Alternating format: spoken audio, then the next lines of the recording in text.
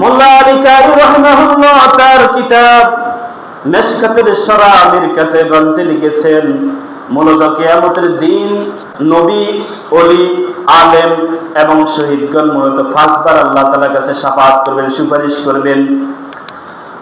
এবার তিনি এক এক করে বলতেছেন, আল্লাহ তাআলা যখন হাসর কায়েম করবেন, সর্বপ্রথম রাসূল সাল্লাল্লাহু আলাইহি ওয়াসাল্লামের আগের মুসলিম, পরের মুসলিম, আগের কাফের, পরের কাফের সকলের হিসাব গ্রহণ করার জন্য আল্লাহ তাআলার কাছে সুপারিশ করবেন।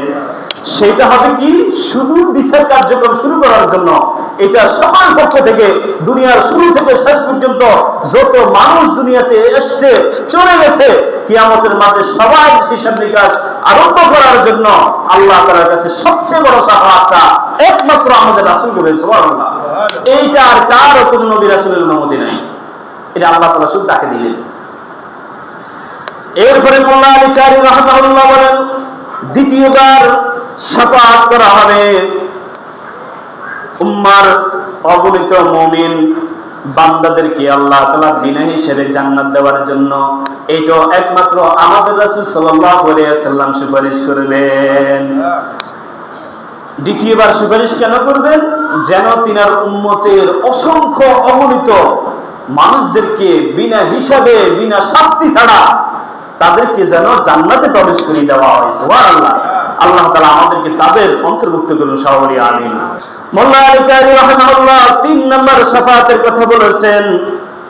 তিনি বলেছেন, যে সমস্ত ঈমানদার নিজেদের খারাপ আমলের কারণে, গুনার কারণে তারা জাহান্নামের পাত্র হয়ে গেছে, অর্থাৎ গুনাহ এবং বদ আমলের কারণে, খারাপ আমলের কারণে জাহান্নাম ওয়াজিব হয়ে গেছে, তাদের জন্য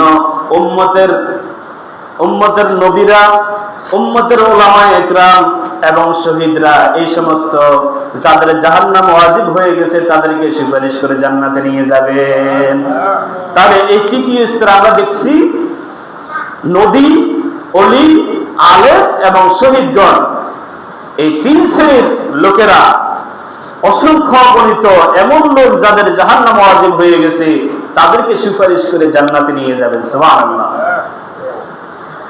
এরপরে তিনি বলেন, চতুর্থবার শাফাআত করা হবে গুনাহগার ঈমানদার, যে সমস্ত লোক অলরেডি জাহান্নামের আগুনের মধ্যে নির্দিষ্ট একটা সীমা রেখায় তারা জাহান্নামের শাস্তি ভোগ করছে, এই সমস্ত লোকদেরকে সুপারিশ করার মাধ্যমে আল্লাহ তাআলা তাদেরকে জাহান্নাম থেকে জান্নাতে প্রবেশ করিয়ে দিবেন।